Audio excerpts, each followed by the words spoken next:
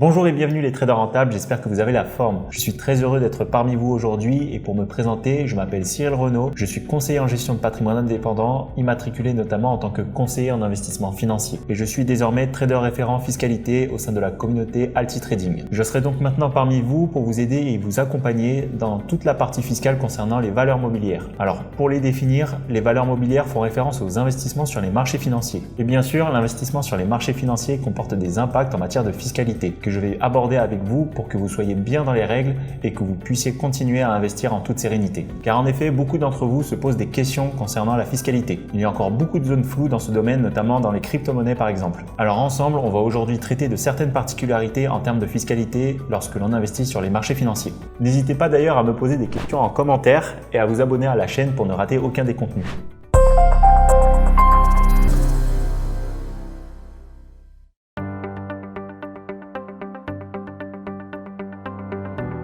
Pour commencer, pourquoi il est important de s'intéresser à la fiscalité quand on réalise des investissements? On ne va pas se mentir, la fiscalité française a la réputation d'être très complexe. Les changements de loi sont nombreux pour s'adapter aux évolutions de notre société et aux différentes solutions existantes pour chaque cas, chaque situation. On se retrouve donc vite perdu dans tout cet océan des possibilités et ce flot d'informations qui ne nous facilite pas la tâche lorsqu'il s'agit de prendre la bonne information pour son cas. Comment savoir quel formulaire il faut remplir? Quel montant dois-je indiquer et dans quelle case? Comment je calcule le montant de mon imposition à déclarer? Ce sont tout autant de questions auxquelles il est important de penser avant d'investir. Et oui, ça jouera forcément sur vos performances globales. L'investisseur doit gérer tout aussi bien ses actifs, c'est-à-dire les composantes de son patrimoine qui lui génèrent des revenus, que ses passifs, à l'inverse, ce qui lui génère des dépenses. Et donc ses revenus et ses dépenses. Dans les dépenses, nous retrouvons les charges et dans les charges, les impôts à payer. C'est effectivement une composante à ne pas oublier et à ne surtout pas négliger pour avoir une bonne gestion de son patrimoine. Encore faut-il savoir quelles sont les impositions qui existent sur les marchés financiers et comment elles sont appliquées. Aujourd'hui, nous allons décortiquer ensemble dans cette vidéo l'impôt sur les plus-values et sur les dividendes, la fiscalité qui vous intéresse sans doute le plus.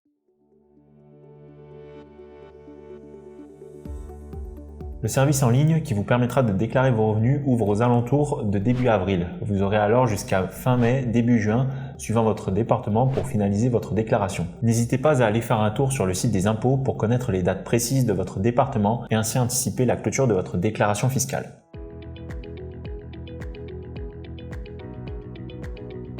Allez, on va s'intéresser maintenant à la fiscalité sur les plus-values. Je vais prendre ici l'exemple du trading sur le DAX pour vous permettre d'avoir la meilleure visibilité possible sur l'imposition de vos plus-values. Lorsque vous tradez le DAX ou tout autre actif sur la plateforme XTB par exemple, vous investissez sur un instrument financier appelé CFD, dont la particularité est de recopier les comportements de ces actifs sous-jacents. Pour le DAX, les actions allemandes qui composent cet indice. Eh bien, il faut savoir que cet instrument financier est imposé au titre des revenus de capitaux mobiliers. Les plus-values que vous aurez générées seront donc imposées soit au PFU, prélèvement forfaitaire unique, ce que l'on appelle le plus souvent la flat tax, à 30% ou soit sur option au barème progressif de l'impôt sur le revenu. Suivant à combien s'élèvent vos revenus nets imposables, vous serez alors imposé à un certain taux. Il sera alors judicieux de choisir l'un plutôt que l'autre. Prenons ensemble un exemple simple. Julien a investi 1000 € sur le DAX en tenant à jour son journal de trading. Elle arrive à une valorisation de 1233 €. Elle a donc fait une plus-value fiscale de 233 €. Une plus-value fiscale, je le rappelle, est la plus-value que vous avez calculée à partir des différents résultats de vos ouvertures de position. Que vous soyez sorti gagnant ou perdant, vous faites la somme de vos gains et de vos pertes pour déterminer la plus-value fiscale au cours d'une année, c'est-à-dire la plus-value que vous déclarez aux impôts. Si Julie opte pour la flat tax, elle paiera 233 € fois 30%, soit 70 € d'impôt sur la plus-value. Si elle décide d'opter pour le barème progressif, son taux d'imposition dépendra de ses revenus annuels imposables. Plus ses revenus seront élevés et plus logiquement son taux d'imposition sera élevé. On comprend facilement qu'à un certain niveau de rémunération, il sera plus intéressant d'opter pour la flat tax plutôt que l'imposition via le barème progressif. Toujours est-il que pour les plus petits revenus, il ne faut pas oublier cette option. J'espère avoir été clair sur ce type de fiscalité. Si vous avez des questions sur l'imposition sur les plus-values, n'hésitez pas à me les poser en commentaire. Je me ferai un plaisir de vous répondre.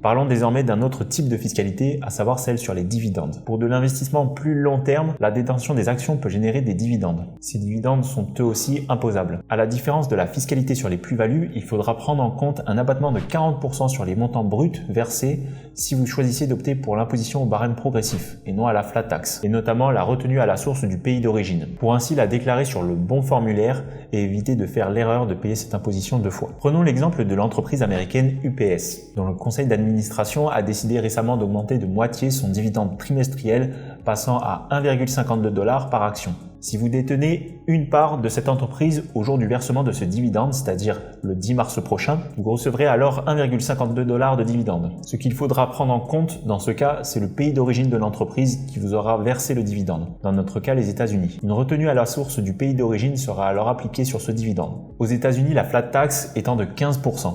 Vous recevrez alors 1,52 $ fois 0,85 est égal à 1,292 $.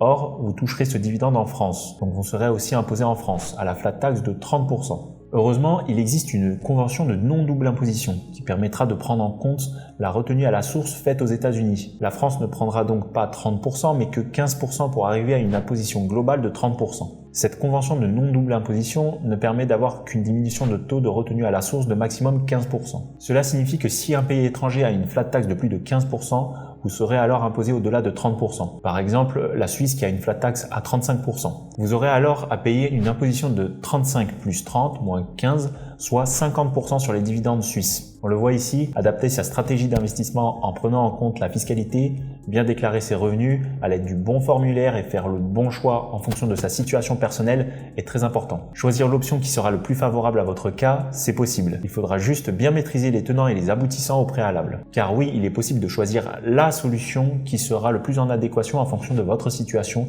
et le bon placement en fonction de vos objectifs personnels. Vous vous êtes en effet sans doute déjà posé ces questions. À quel moment choisir le PEA plutôt que le compte titre? À quoi sert une assurance vie et comment l'intégrer dans une stratégie? Quelles sont les méthodes et calculs qui nous permettent d'avoir une idée de l'impôt à payer pour anticiper cette charge et ce coût sur le rendement de notre investissement? En ce qui concerne les investissements en crypto-monnaie, où est-ce que je dois déclarer mes gains et de quelle manière? Si c'est le cas, vous êtes dans la bonne voie. Ce sont tout autant de questions qui doivent entrer en compte dans la gestion de votre money management. Le fait de bien appréhender la fiscalité et d'augmenter vos connaissances dans cette thématique vous permettra d'avoir une meilleure optimisation de votre patrimoine et de son développement.